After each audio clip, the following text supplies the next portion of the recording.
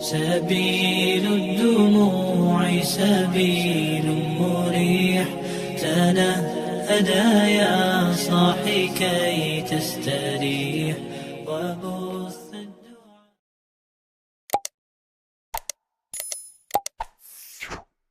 السلام عليكم ورحمة الله وبركاته. الحمد لله الذي بنعمته تتم الصالحات وبفضله تتنزل الخيرات والبركات وبتوفيقه تتحقق المقاصد والغايات. اللهم صل وسلم وبارك على سيدنا ومولانا محمد وعلى آله وصحبه أجمعين أما بعد. Hadirin jamaah sekalian yang dimuliakan Allah, kembali kita lanjutkan kajian kita sebagaimana biasa, masih tentang pembahasan hakikat dunia.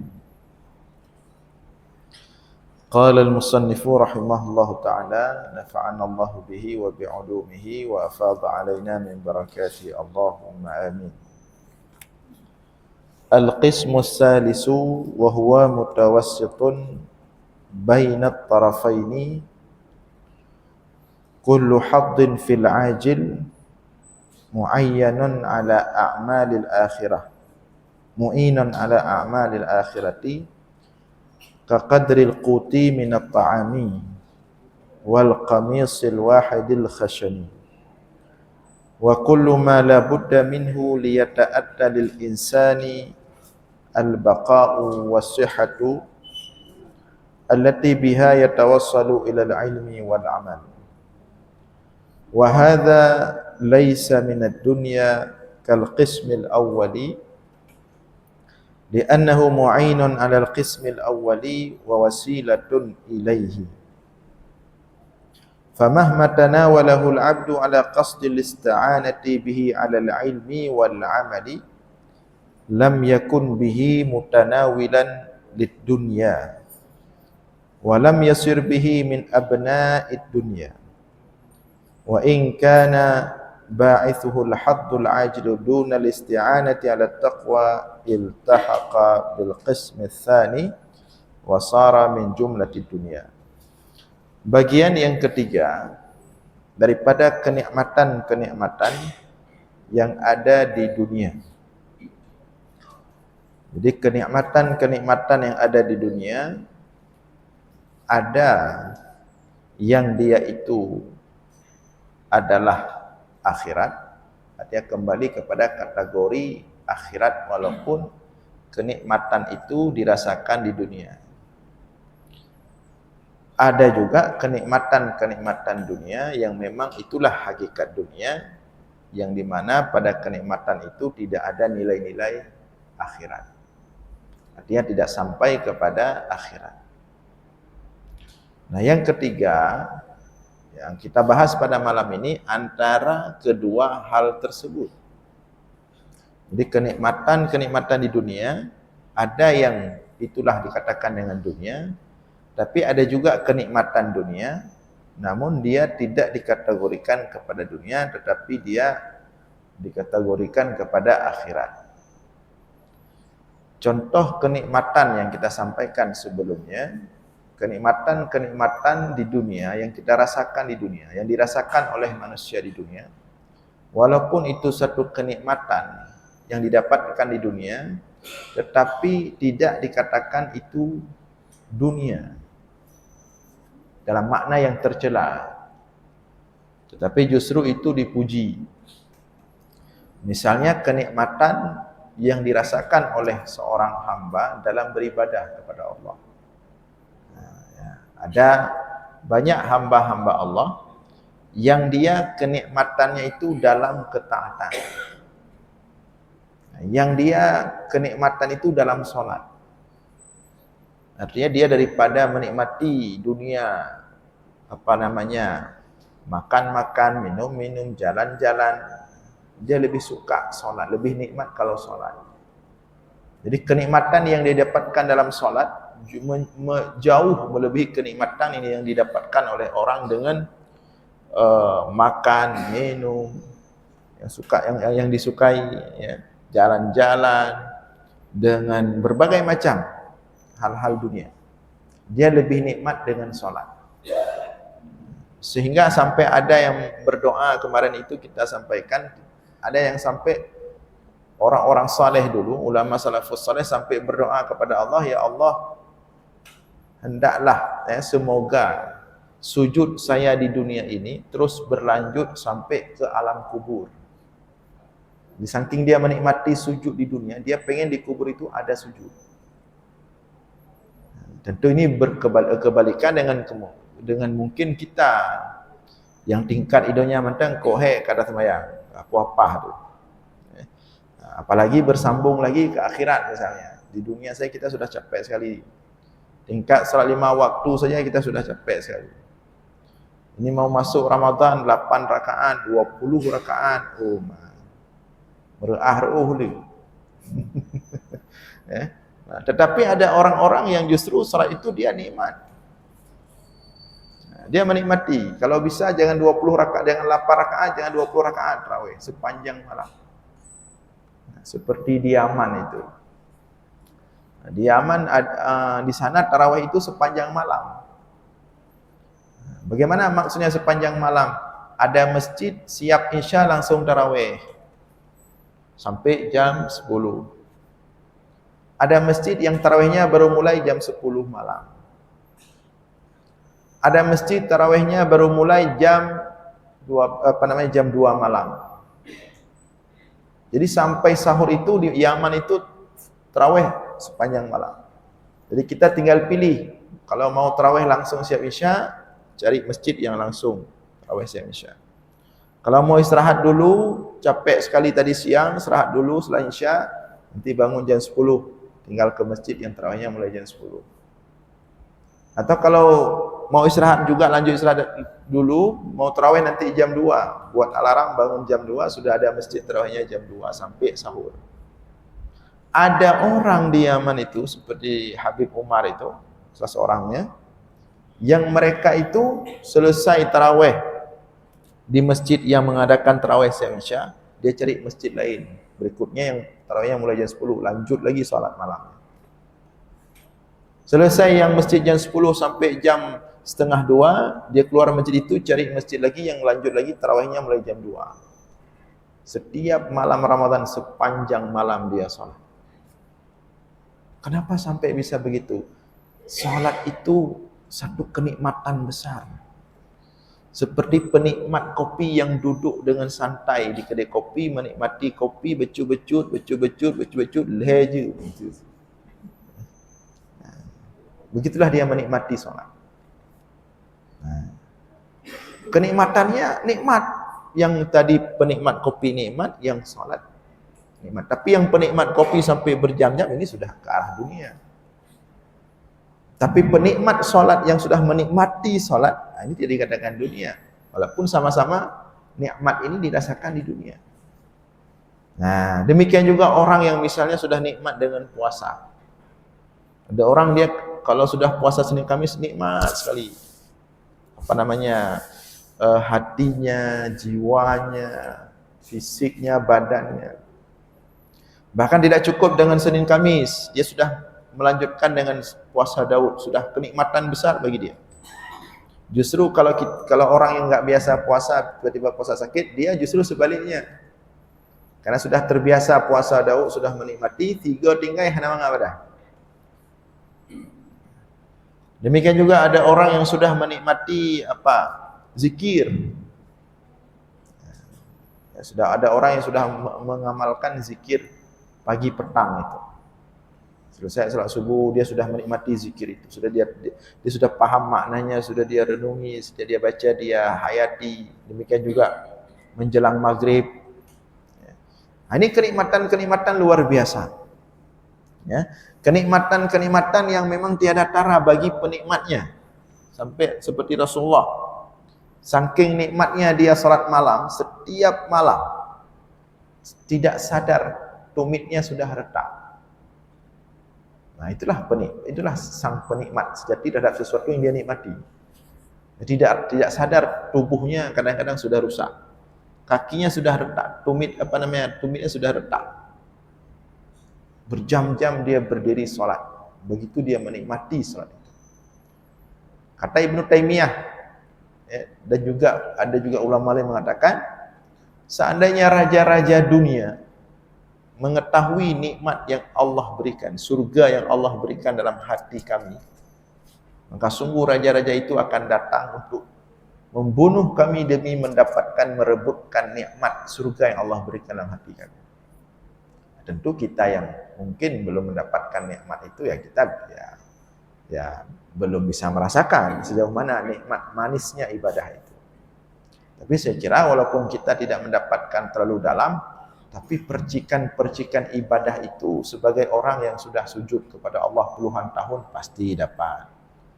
Walaupun hanya menumpuk berat-berat, tapi manisnya salat dapatlah. Manisnya sujud, manisnya nikmatnya baca Al-Quran, zikir, walaupun tidak sekadar nikmat yang didapatkan oleh ulama-ulama salafus saleh itu, tapi kita dapatlah. Nah, nikmat-nikmat seperti ini meskipun nikmat ini didapatkan di dunia, sebelum nanti juga didapatkan lebih berlipat-lipat lagi di akhirat.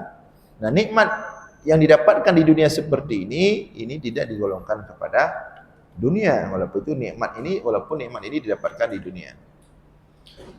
Nah, yang kedua, itu bagian pertama daripada nikmat dunia. Tapi dia tidak digolongkan kepada nikmat dunia, kepada dunia yang tercela. Karena nikmat tersebut akan kita bawa ke akhirat, ya, akan berlanjut ke akhirat. Nah, jenis yang kedua nikmat dunia, yang ini yang tercela, dan inilah yang dimaksudkan dengan dunia yang dicela adalah nikmat-nikmat yang sifatnya duniawi, seperti contohnya kemarin itu kata ladzat bil ma'asi, seperti nikmat dengan perbuatan maksiat. Nah, ini inilah dunia yang tercela. Ya. Atau bahkan nikmat-nikmat dengan sesuatu yang mubah, tapi sudah berlebihan, makan sudah berlebihan. Ini sudah kategori dunia tercela.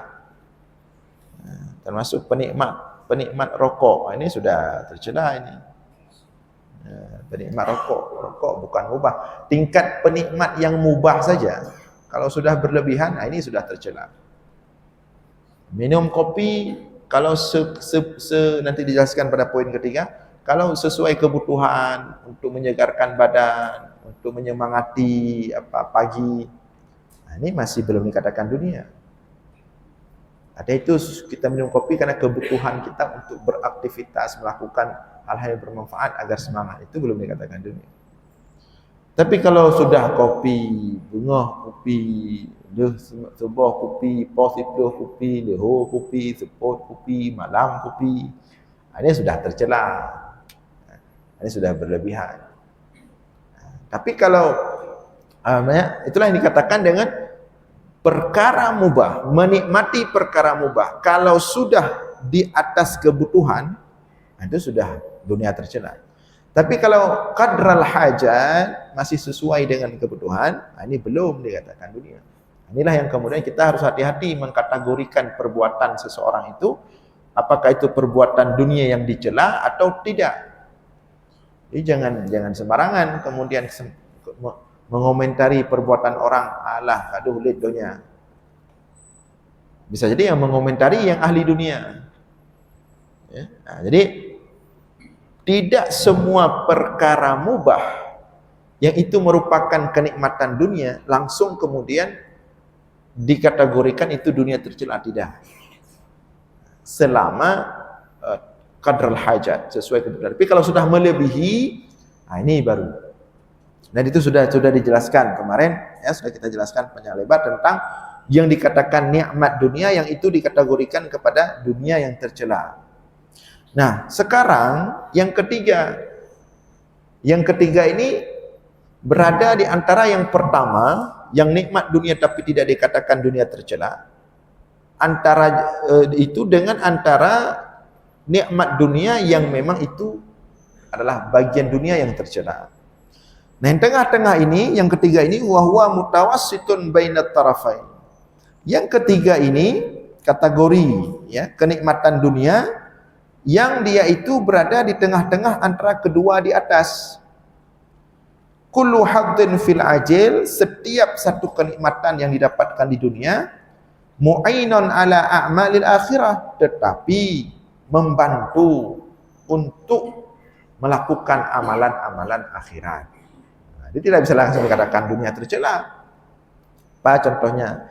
Kaqadril qut minat ta'am, seperti sekadar makan, sekadar sedikit makan, dari sedikit memperoleh daripada makanan. Makan 3 kali sehari misalnya. Nah, wal qamis al wahid al khashan, seperti pakaian yang kita pakai sehari-hari.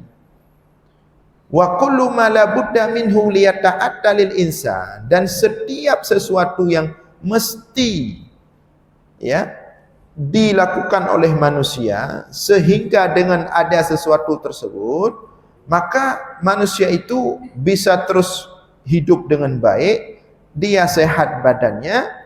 Dengan hidup yang baik dan sehat badannya itu, yatawassalu ilal ilmi wal amal, dia dapat untuk kemudian menambah atau menjalani proses ilmu, belajar, dan sehingga dapat beramal dengan baik dan benar. Nah, itu tidak masalah. Jadi jangan setiap orang, kita lihat ada toko baju misalnya, ada toko baju, ramai orang beli baju, kita lewat, langsung kita komentari, oh mak sayang berat kata gelik donya dulu, bapak nak toko baju kena kumpui mandu. Belum tentu orang beli baju semua itu dunia. Kalau dia beli baju baru untuk misalnya baju lama yang khusus pergi ke masjid, sudah agak sedikit usang, dia beli baju baru agar setiap pergi ke masjid biar bagus baju. Karena itu juga perintah Allah, khuzu zinatakum inda kulli masjid, kalau kalian ke masjid pakailah baju, berhiaslah sedikit. Jadi itu bahkan akhirat. Nah, jadi tidak semua orang yang rebutan beli baju, misalnya kadang ada promosi kalau apa murah, dia lari beli, langsung dikatakan dunia, tidak langsung seperti itu. Nah, demikian juga ketika orang berebutan, ada makan diskon harganya, rame-rame datang orang beli makan, tidak boleh langsung kemudian kita katakan, oh berat tatat urun mudanya menyoba bu murah, menyoba warung murah penuh urun, menyoba masjid hana urun. Tidak bisa langsung kita bandingkan seperti itu. Ada memang kadang-kadang yang datang ke warung itu ahli masjid, ahli solat, cuman mungkin karena ekonomi dia terbatas, ketika dia tahu ada murah dia pergi. Tapi tujuan dia makan agar dia bisa terus bisa hidup, bisa sehat, dan sehingga dia bisa menjalankan ibadah dengan baik.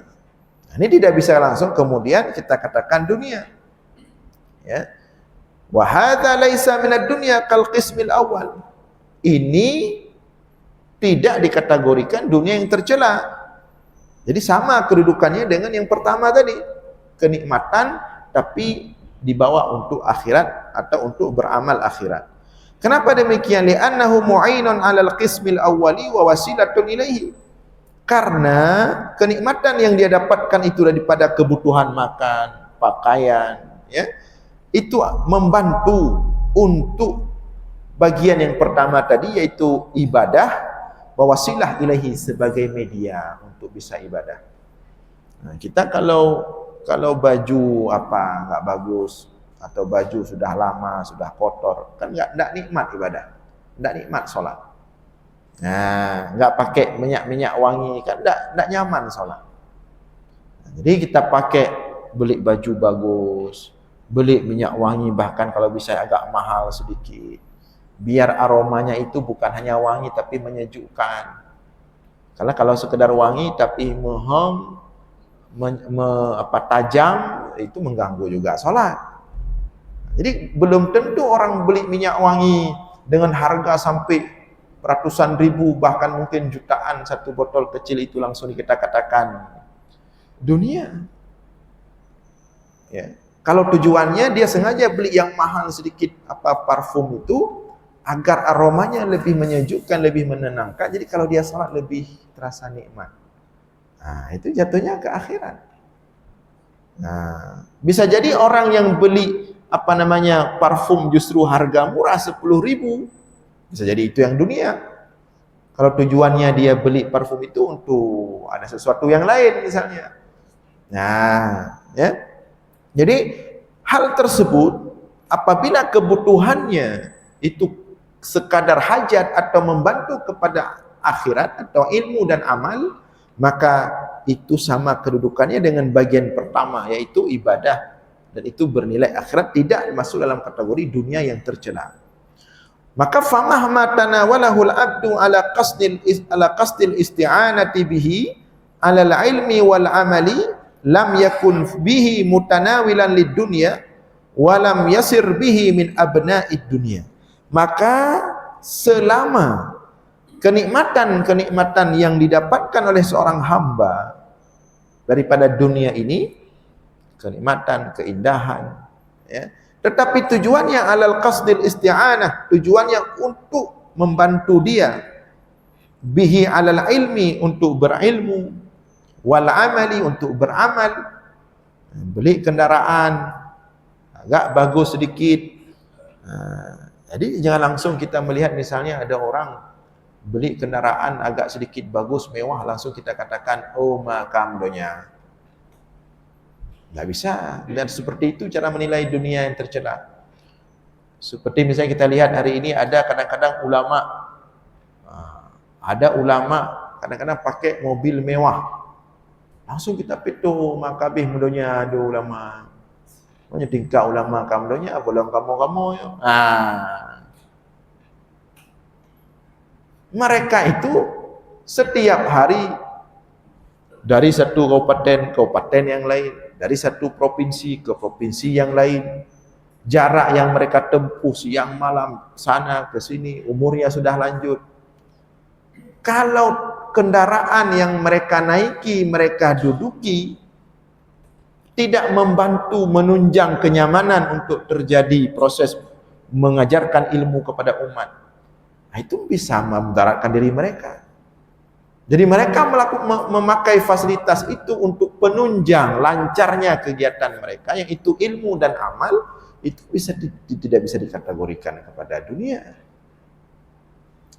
Kecuali misalnya penceramah-penceramah tingkat jam terbangnya misalnya dari Gece Komplek atau dari Ajun seperti saya ke Nesu misalnya. Nah, itu tidak apa-apa.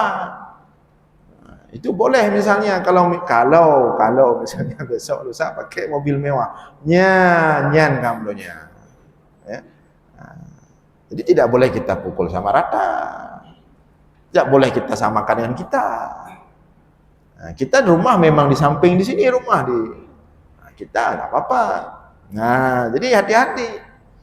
Makanya Imam Ghazali ketika membahas tentang celaan terhadap dunia, kemarin itu pembahasan sebelumnya sangat kencang sekali, menghantam ahli dunia, menghantam pencinta dunia. Artinya beliau ingin memancing kita dulu sampai kita pada titik sudah sangat benci kepada dunia, baru dikasih ilmu. Tapi hati-hati dalam kemudian menilai dunia terhadap orang. Nah, jangan kemudian mentang-mentang kita benci kepada dia, langsung kita petu orang-orang yang nampaknya zahir agak mendunia, langsung kita katakan itu dia tercela. Oh, itu lain cerita. Nah, itu sudah lain bab, itu sudah harus pakai standar ilmu, tidak boleh serampangan. Ya. Nah, jadi intinya famahma tanawalahul abdu ala qasdil isti'anah bihi alal ilmi wal amal lam yakun bihi mutanawilan lid dunya wa lam yasir bihi min abna'id dunya. Selama kenikmatan yang diperoleh oleh hamba atau yang dipakai oleh hamba untuk tujuan membantu untuk proses dia berilmu, apakah mengajarkan umat atau belajar ilmu, wal amal, dan untuk beramal, maka nikmat-nikmat itu atau keindahan-keindahan itu lam yakun bihi mutanawilan lid dunya, dia tidak dianggap ahli dunia yang tercela. Walam yasir bihi min abna'i dunia, dan dia tidak dianggap sebagai pencinta dunia. Tapi nanti ya tergantung pada niat masing-masing ya. Itu tergantung pada niat masing-masing dan kita tidak bisa mengukur niat orang.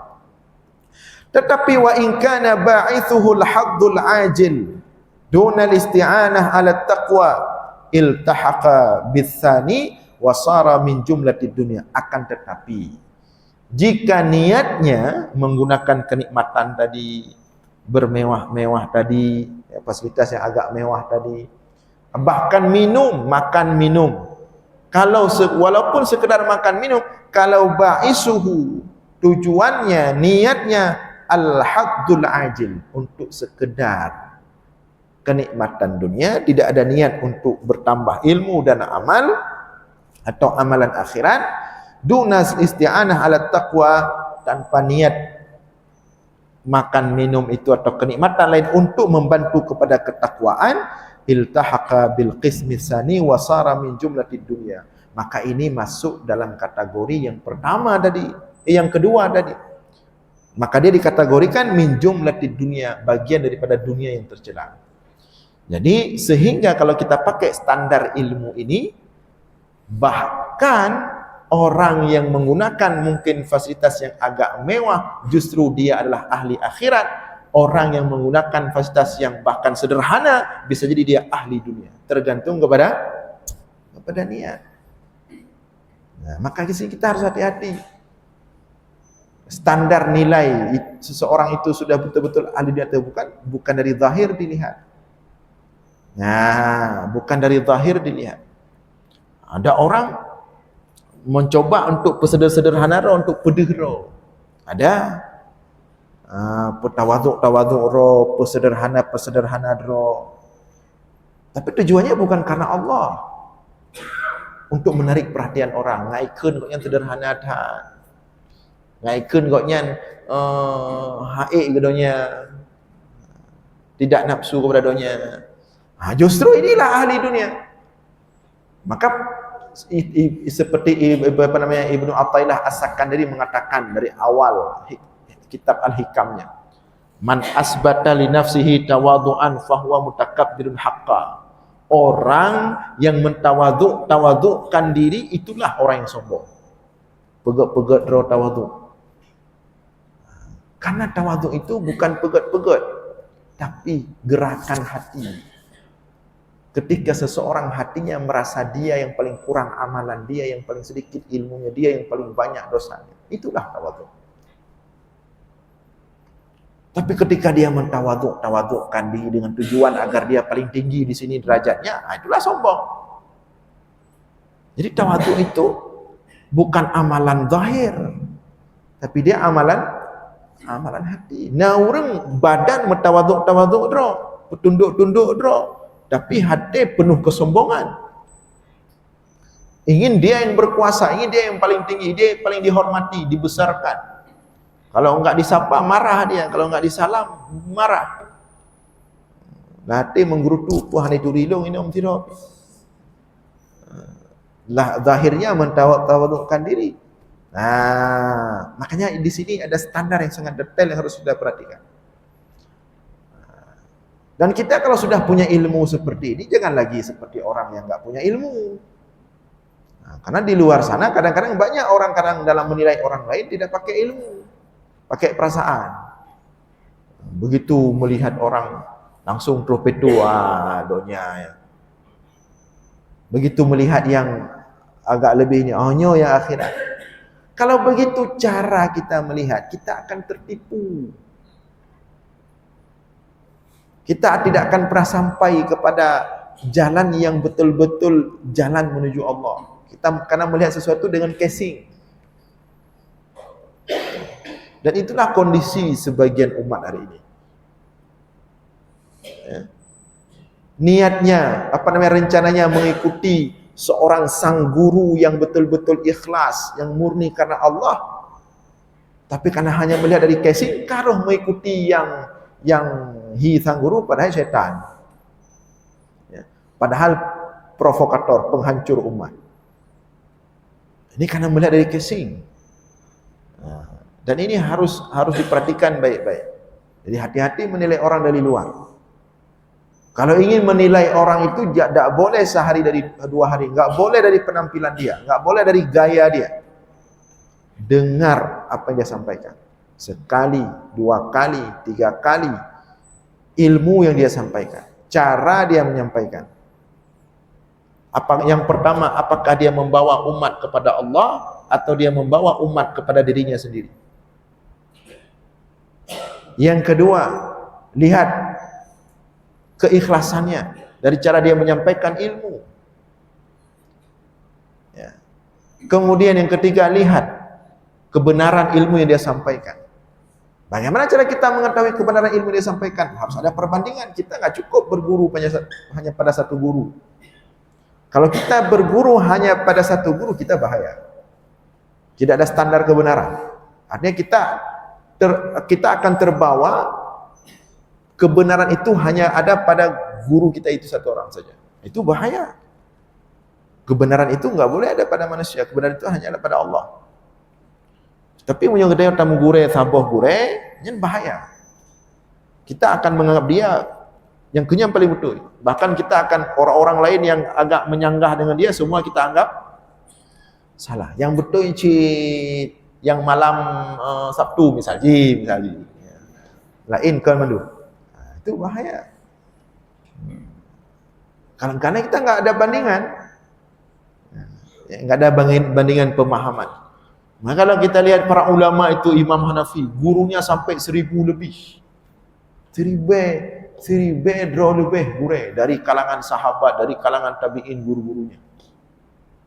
Apa tidak luas ilmunya? Apa tidak begitu terbuka cara berfikirnya? Imam Ibnu Hajar Al-Asqalani, gurunya itu satu dunia, mantabuh dunia gejat ilmu. Sampai ada gurunya di kalangan perempuan, di kalangan laki-laki, ulama-ulama besar, mantabuh dunia. Imam Ahmad bin Hanbal 2 kali keliling dunia, dari satu negara Islam ke negara Islam yang gemita manduru malim. Jadi makanya mereka itu ilmunya luas-luas, pemahamannya luas-luas, dalam bersikap luas-luas. Kita sering terkejut-kejut karena guru kita cuma satu, bandar dengan lain terkejut aja.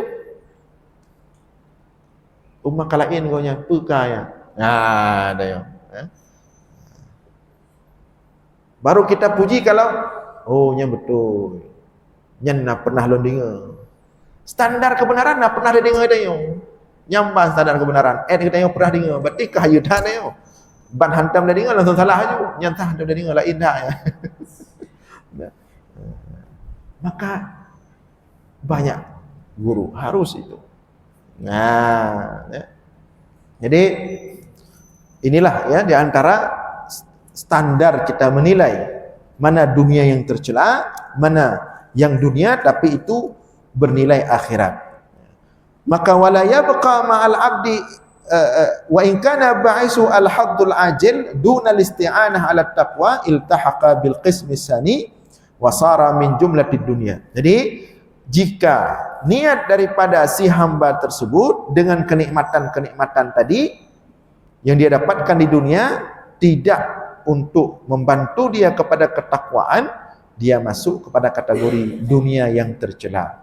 Wasara min jumlati dunia, dan jadilah kenikmatan yang dia dapatkan itu bagian daripada dunia yang tercela. Nah, ini 3 kategori kenikmatan. Ya. Yang pertama betul-betul akhirat, kenikmatan ibadah. Nah, ini betul-betul akhirat. Yang kedua betul-betul dunia tercela. Memang kenikmatan dunia yang berlebihan itu betul-betul dunia tercela, maksiat atau bahkan yang mubah yang berlebihan itu dunia yang tercela. Yang ketiga tergantung kepada niat. Kenikmatan dunia yang tergantung kepada niat. Kalau niatnya tidak untuk ilmu dan amal, jatuh ke dunia tercela. Tapi kalau niatnya ilmu dan amal, maka dia menjadi nilai akhirat, tidak termasuk dalam kategori dunia yang tercela. Nah, ini 3. Nah, setelah Imam Ghazali menjelaskan 3 kedudukan nikmat dunia ini, ada yang jatuhnya ke dunia tercela, ada yang jatuhnya ke akhirat. Kemudian Imam Al-Ghazali melanjutkan, wala yabqa ma'al abdi indal mauti illa 3 sifatin. dan tidak ada yang tersisa bagi seorang hamba setelah dia mati, dan tidak ada yang tersisa bersama hamba. Artinya mengikuti hamba setelah dia mati, illa thalathu sifat, kecuali 3 sifat. Artinya hal-hal di dunia yang akan, atau kenikmatan-kenikmatan di dunia yang akan berlanjut mengikuti seseorang hamba ke akhirat, itu 3. Yang lain enggak akan menemaninya, enggak akan membersamainya ke akhirat. Apa yang 3 itu yang akan berlanjut, akan membersamai si hamba itu sampai setelah dia mati? Yang pertama, safaul qalbi, bersihnya hati. Bersihnya hati. Maksudnya taharatahu minal adnas. Makna bersihnya hati, sucinya hati daripada kotoran hati. Kebencian, iri, dengki, amarah. Dikatakan hati itu bersih, baru dikatakan hati itu tulen bersih kalau dalam hati itu tidak ada lagi selain rahmat. Rahmat itu apa? Cinta dan kasih sayang. Sebesar mana dalam hati kita itu cinta dan kasih sayang, berarti setingkat itulah tingkat kebersihan hati kita. Ya, cinta sayang kepada Allah, cinta dan kasih sayang kepada sesama makhluk, istri, suami, anak-anak, tetangga, lawan, kawan, seluruh makhluk Allah, pohon-pohon, tumbuh-tumbuhan, hewan. Ya, tingkat kebersihan hati kita sejauh mana, sebesar mana cinta dan kasih sayang kita kepada sesama makhluk Allah. Itulah cara menilai hati bersih atau tidak. Tapi kalau masih cepat sekali termohok-mohok, degi-degi, bingkeng, ini belum ini. Ya. Kalau boleh, maka dia enggak akan sampai ke akhirat. Ya. Tapi kalau sudah penuh dengan kasih sayang, ini sampai ke akhirat. Jadi yang pertama yang akan membersamai seorang hamba setelah kematian, safaul qalbi, bersih hatinya, yakni suci daripada segala kotoran-kotoran. Yang kedua, wa unsuhu bi dzikrillah taala, kelezatannya, kenikmatannya dengan berzikir kepada Allah, itu akan membersamainya ke akhirat. Yang ketiga, wa hubbuhu lillahi azza wa jalla, cintanya kepada Allah. Nah, wa safaul qalbi wa taharatuhu la yahsulani illa bil kaffi an syahawatid dunya. Untuk bersih hati atau untuk mensucikan hati tidak akan hasil keduanya, bersih atau sucinya hati, kecuali bil kaffi, menahan diri daripada berbagai syahwat dunia. Untuk bersih hati harus mengontrol nafsu kepada dunia. Nafsu makan, nafsu minum, berbagai nafsu syahwat, kontrol. Jadi kontrol makan itu bukan hanya pengaruh untuk sehat badan, seperti kata dokter, ya, untuk sehat badan harus kontrol makanan. Ternyata kontrol makanan juga berpengaruh kepada kebersihan hati. Karena nafsu syahwat itu dia sangat pengaruh dengan makanan. Orang banyak makan, nafsunya tinggi. Ya, hati-hati menyeurung penyubu tamah-tamah 2 bol heboh piring, yang hati-hati deh. Yang berat baju deh. Yang payah galang-galang yang kita pilih barang kau. Habis puyangnya. Berat itu.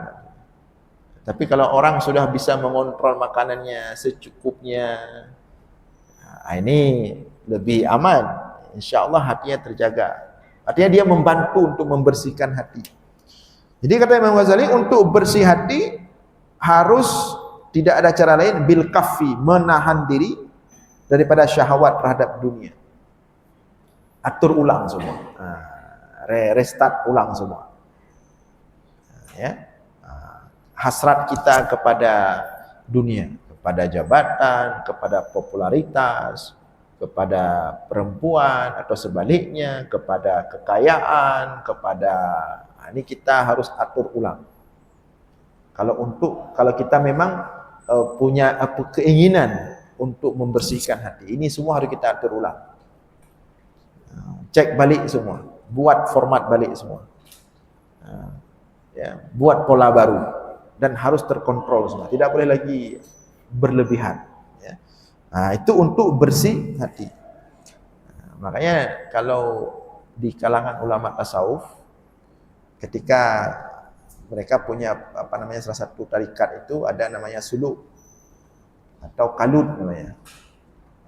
Itu memang kalau suluk dan kalut diatur sampai ke cara makan itu. Orang yang enggak ngerti langsung mengatakan, apa ini dibuat-buat dalam syariat, masa ditahan orang makan? Bukan, hendak tahan baju-baju hujung nang-nang pahara. Cuman ini mengatur pola untuk membersihkan hati. Misalnya kalau orang sedang suluk, sedang kalut, selama beberapa hari dalam proses itu tidak diusahakan tidak makan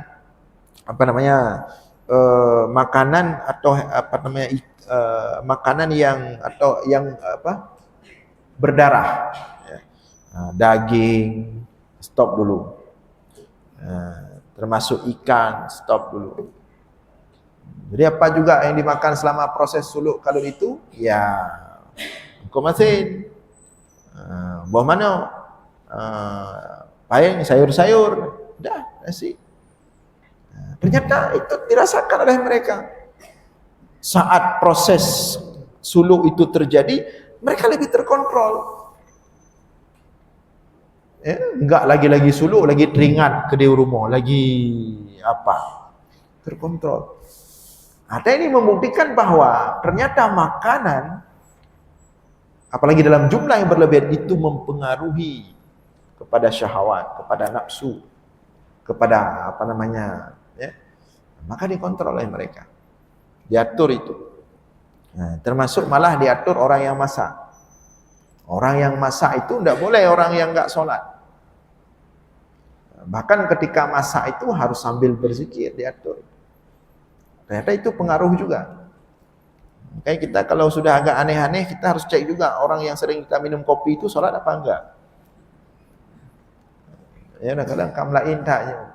Selama pindah kedai kopi hanali ba'awai, kedai kopi baru kamlain tak tete wow kedai kopi agak beda baju. Kata bingkeng-bingkeng kata. Ya rumah kada gigi. Ini payah cek. Ini yang warung kopi baru yang buat kopi ada solat apa enggak. Itu sampai ke situ kalau orang tasawuf ya. Cuman tanya berat-berat hajin dek karugo. Dia tidak boleh misalnya nyan hina beda je kopi. Nah, lu punya kopi nam lain macam. Lu cek anak semayang awak pakai kopi yang bengego cuman masing-masing aja. Tapi kalau yang tarikat tadi mereka sampai ke situ. Orangnya sampai tingkatnya diperhatikan. Dan ini ternyata sesuai kita dapat ini dalam teori yang dikemukakan oleh Imam Al-Ghazali. Ya. Jadi yang pertama untuk membersihkan hati harus pemicu nafsu, pemicu syahwat itu harus dikontrol balik, harus diatur balik. Ya. Kemudian yang kedua wal unsu bizikrillah. Yang kedua yang sampai setelah kita mati al-unsu bizikrillah. Kenikmatan dengan zikir. Al-unsu ini begini maksudnya. Al-unsu ini penghilang kesepian. Itu makna al-uns. Artinya teman yang membuat kita enggak sepi. Nah, teman yang membuat kita tidak sepi yang akan membersamai kita setelah kita mati adalah zikir kepada Allah. Itulah teman. Sebaik-baik yang membuat kita tidak sepi adalah zikir kepada Allah. Dan kalau kita mampu menjaga dan menikmati zikir ini, dia akan membersamai kita sampai setelah mati. Nah, bagaimana caranya agar kita merasa zikir itu menjadi satu teman sahabat kita yang menghilangkan kesepian kita? La yahsulu illa bi kasrati dzikrillah ta'ala wal muwadhabati alaihi, ini tidak akan kita dapatkan kecuali dengan banyak zikir kepada Allah. Sering-sering berzikir kepada Allah.